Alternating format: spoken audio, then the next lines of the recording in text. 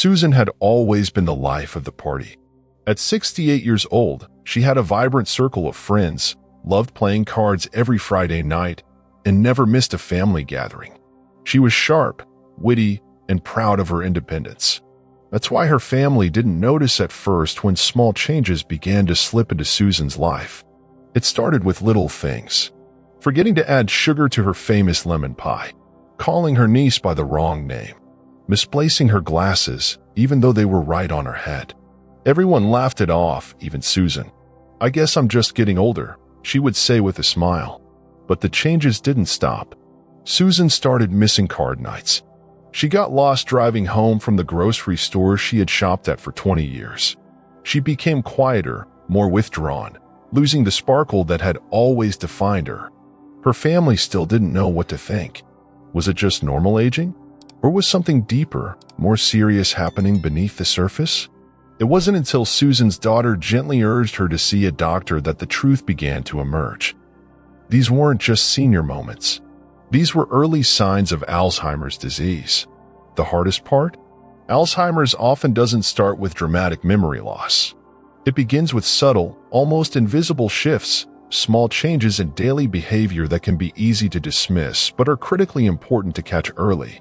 Today, I'm going to walk you through the 5 early behavior changes that Susan and her family missed, signs that you should never ignore. Because recognizing these signs early can make a world of difference for treatment, for planning, for protecting the dignity and life that you or your loved ones have worked so hard to build. Stay with me until the end, because the first sign may seem so harmless, so common, that millions of families miss it every single day until it's too late. The first early sign that Susan's mind was beginning to struggle was something everyone thought was harmless: forgetfulness in daily tasks. At first, it was so small that even Susan herself laughed it off. She forgot where she put her car keys. She left the laundry in the washing machine overnight. She went to the store for milk and came home with everything but milk. "I'm just busy," she would say, shaking her head and smiling. And for a while, everyone believed it. After all, who hasn't forgotten a shopping list or misplaced their keys once in a while? But over time, the forgetfulness became harder to ignore. Susan started missing important appointments, doctor's visits, her grandson's soccer games, a close friend's birthday party. She began double-paying bills or forgetting to pay them at all. Simple routines that had been second nature for years now required sticky notes, repeated reminders, and sometimes frantic last-minute phone calls from worried family members.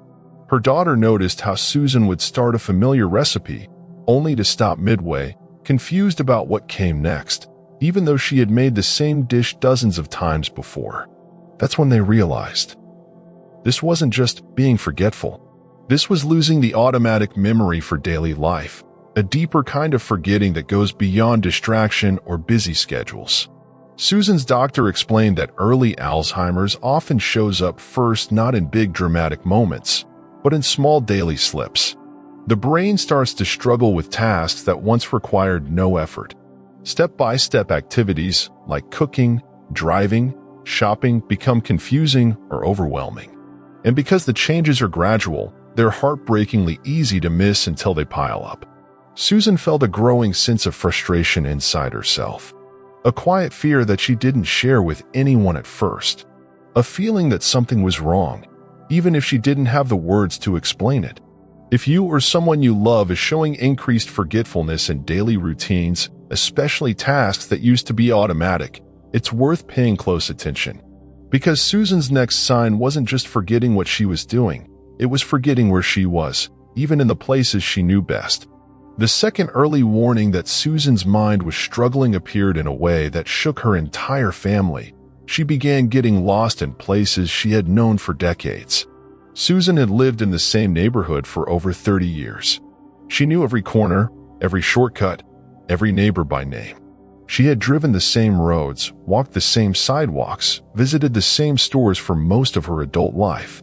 That's why it was so alarming when Susan called her daughter one afternoon, panicked. "I don't know where I am," she said. "I was just going to the pharmacy, but I think I took the wrong street, and now nothing looks familiar." Her daughter rushed to find her, gently reassuring her over the phone until they met. Susan was only 3 blocks from her house, a place she had passed 1,000 times. But in that moment, it felt foreign to her, as if the map inside her mind had suddenly erased itself. Susan brushed it off afterward, blaming it on being tired or distracted. But deep down, she knew something had changed. Her doctor later explained that early Alzheimer's often affects the part of the brain responsible for spatial awareness and orientation. The ability to navigate familiar environments, to visualize routes and landmarks, begins to falter. What once felt automatic, the drive to the grocery store, the walk around the block, even finding the right hallway at a family gathering, now became confusing, frightening, overwhelming. Susan's family realized that what seemed like small navigation errors could actually be major warning signs. Getting lost isn't just forgetting directions. It's losing the mental map of your world, piece by piece. She remembered another day when she parked at her favorite diner and then couldn't find her car afterward. She wandered the lot, confused and embarrassed, pretending to check her phone until she finally stumbled across it. If you or someone you love is getting turned around in familiar places, forgetting simple routes, or needing help finding their way home more often, don't dismiss it as just being distracted. It could be one of the earliest, most critical signs that the brain's navigation systems are beginning to break down. And for Susan, the next change wasn't in where she was, it was in who she was, deep inside. The third early sign that something deeper was happening to Susan wasn't about memory at all, it was about personality. Susan had always been cheerful, outgoing, and quick to laugh. She loved chatting with strangers at the market, calling friends just to say hello, filling every room she entered with her warm, lively spirit. But slowly, that Susan began to fade. At first, it was subtle. She became quieter during family dinners, listening more than talking. She stopped organizing the Friday card games she used to love. Little by little, her bright presence started to dim, replaced by a cautious, more withdrawn version of herself. Her daughter noticed at first the way Susan would get irritated over small things, snapping at questions she would have once answered with patience. The way she seemed anxious in crowded places, overwhelmed by noise and movement. The way she sometimes seemed suspicious of people she had trusted for years. At first, they thought it was just stress. After all, getting older comes with challenges. But Susan's doctor explained something they didn't know. Early Alzheimer's often changes mood and personality before it severely impacts memory. The brain regions affected early in the disease aren't just responsible for facts and names. They also help regulate emotions, social behavior, and impulse control. For Susan, the confusion and frustration she felt inside, the growing sense that something was wrong but she couldn't name it, came out in unexpected ways. Short tempers, sadness she couldn't explain, fear she didn't know how to voice. One afternoon, Susan surprised everyone when she refused to enter a favorite restaurant, convinced the staff was up to something. It was heartbreaking. This wasn't the Susan they knew, but it was the Susan who needed their understanding now more than ever. Changes in personality or mood, especially when they seem out of character or come without clear reason, can be a critical early sign of Alzheimer's. And noticing these shifts early can open the door to support, care, and treatment that can truly make a difference. Because for Susan, the next thing that began to slip away wasn't her cheer or her memory of places, it was something even more personal. Her ability to find the right words to connect with the people she loved. The fourth early sign that Susan's mind was struggling showed up in her conversations, in the simple act of finding the right words. Susan had always been quick with words.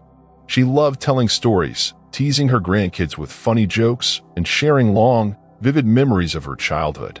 Her voice was her gift, a bridge between her and the people she loved. But over time, that bridge began to crack. Susan started pausing mid-sentence, searching for words that seemed just out of reach. Sometimes she would stop entirely, frustrated, waving her hand as if brushing the thought away. You know, the thing, the place. She would say, her eyes pleading for help she didn't want to ask for. At first, her family filled in the blanks for her, laughing gently, trying to move the conversation along without making her feel embarrassed. But the pauses grew longer. the confusion sharper. Susan began mixing up common words, calling a refrigerator the cold box or a calendar the wall thing with the days. She avoided telling stories she once loved to share because the right words just wouldn't come. Her doctor explained that early Alzheimer's often affects the brain's language centers, making it harder to retrieve even simple words. It's not just about memory, it's about the connections between thoughts and speech beginning to fray. And it's not just about forgetting complicated vocabulary. It's the everyday words, car, house, granddaughter, that suddenly feel distant and unreachable. Susan's growing struggle with language made conversation stressful for her. She pulled away from group discussions. She stayed silent at family gatherings. And with every lost word, a little more of her confidence slipped away. Her family realized that helping wasn't about correcting her or finishing her sentences. It was about patience, about giving her space to find her words without rushing, about recognizing that these struggles weren't about not trying hard enough. They were about a brain quietly losing its grip. If you or someone you love is increasingly struggling to find the right words, substituting words often, or avoiding conversation altogether, it's time to listen closely. Because for Susan, the final change wasn't about her words, it was about her willingness to be with others at all. The fifth early sign that Susan's world was changing was one of the hardest for her family to watch. She began withdrawing from the social activities that once brought her so much joy. Susan was never someone to sit at home. Her calendar had always been filled with lunches with friends, volunteer events at the library, Sunday dinners with family, and neighborhood walks filled with laughter and conversation. Being with others energized her. It was part of who she was. But slowly, almost imperceptibly at first, Susan started saying no. No to card nights. No to invitations to lunch. No to family gatherings that she once looked forward to with excitement. "I'm just tired," she would say. "Maybe next time." Everyone understood at first. After all, everyone needs a little rest sometimes. But next time didn't come. The invitations piled up, unanswered. The phone calls became shorter, more strained. Her daughter noticed that Susan seemed more comfortable staying home, avoiding even short visits from neighbors she had known for years. Susan's doctor explained that withdrawal from social activities is a very common early sign of Alzheimer's. It often isn't about disinterest. It's about fear. Fear of making mistakes. Fear of forgetting names. Fear of losing track of conversations or getting lost in places that used to feel familiar. Social situations, which once felt easy and joyful, become stressful battlegrounds where the person struggles silently, trying to hide their confusion and protect their dignity. Susan's world, once wide and colorful, began to shrink, not because she wanted it to, but because her mind made it harder for her to step confidently into it. Her family realized that the best thing they could do was not to push, but to gently invite, to offer simple, low-pressure moments of connection. A quiet walk around the block, a peaceful afternoon looking through photo albums, a shared laugh over a simple meal. If you notice someone pulling away from activities they once loved, avoiding gatherings, turning down invitations, seeming less interested in connecting, it may be more than just aging. It could be a silent plea for understanding. Because Susan's journey teaches us that Alzheimer's doesn't take everything at once. It starts by closing doors, softly, quietly, until the world becomes smaller and harder to navigate. And before we finish, there's one truth Susan hopes you'll never forget, a truth that could change the course of a life if you act on it soon enough. If you're still here with me, it means you care about yourself, about the people you love, and about the precious memories that shape who you are. Susan's story is not unique. It's a story shared by millions of families around the world. A story of slow changes, quiet losses, and silent battles fought every day inside the mind. The hardest part about early Alzheimer's is not the forgetting. It's the hiding, the covering up, the brave smiles masking silent fears. But Susan's journey shows us something powerful. Early action can change everything. Not cure, not yet. But slow the progression, preserve dignity, protect independence, and create precious time to plan, to connect, to love fully and fiercely while it's still possible.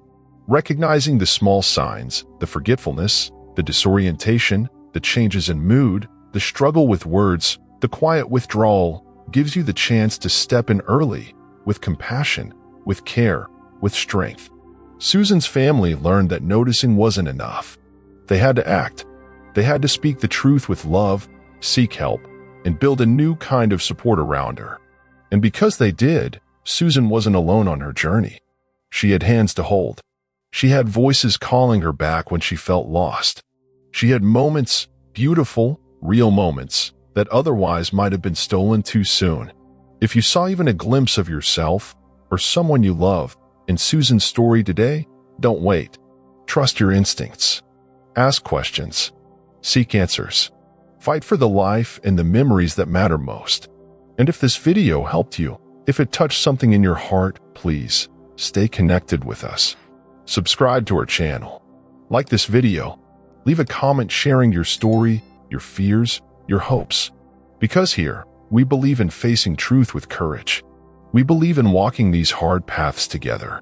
And we believe that even when memories fade, love, pure, enduring love can light the way. Thank you for being here with me today. Thank you for caring enough to notice. Until next time, stay strong, stay aware, and stay deeply connected to the moments that make life beautiful.